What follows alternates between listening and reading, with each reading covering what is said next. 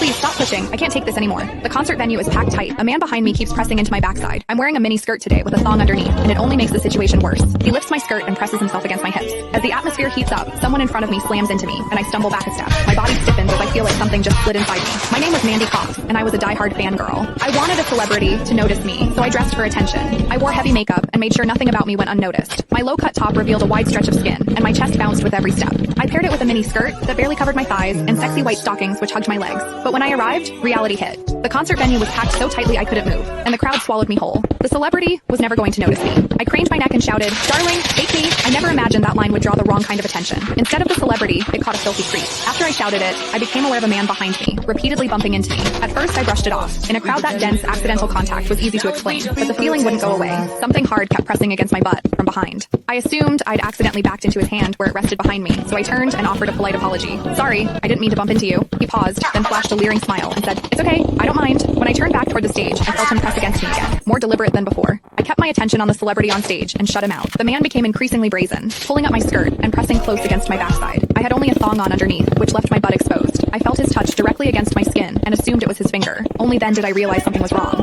The pressure was warm and solid in a way a finger could never be. My mind lurched as the truth hit me. In the 20 years of my life, this was the first time a man had ever molested me. Fear surged through me, sharp and overwhelming, and my body reacted with an instinct to flee, but there was no way to move. The concert floor was packed wall to wall, leaving me stuck where I stood. I drew myself tight, bracing as if tension alone could keep the fear out. As I did, my hips closed around the man's so-called finger, trapping it between my cheeks. An unfamiliar sensation followed, and warmth rose to my face. What confused me was that I didn't recoil from it. There was a muted comfort to it, and against my will, it sparked a faint sense of expectation. The man behind me seemed to take it as a signal. He moved in closer, repeating the motion until the intrusion was unmistakable. I had lived a sheltered life as a college student, and now I was being toyed with by a stranger while surrounded by people. Shame surged within me without warning. I felt the urge to sob, but my throat closed, and my voice deserted me. Worse still, the pressure forced my thong inward and sent a restless, prickling discomfort through my body that wouldn't fade. A quiet, involuntary sound escaped me, and the embarrassment followed instantly. I gathered myself and strained to suppress it, holding it down until my throat tightened. The blaring music and the screams around me drowned everything out. With every eye fixed on the stage, no one was aware of what was happening to me.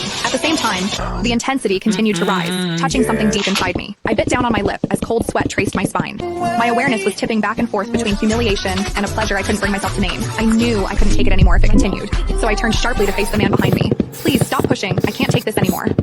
When I finished speaking, the man leaned toward me and whispered in my ear, "Is it exciting, the way I'm pushing against you?" The shame was overwhelming, and I was on the verge of crying. I'm a virgin. I've never done that kind of thing. Please, let me go. He didn't stop. Instead, his gaze burned deeper as he seized my waist, the pressure growing stronger. "You're really a virgin? Then let me show you what it feels like to be a woman." Click the link in my bio to get the full story for free.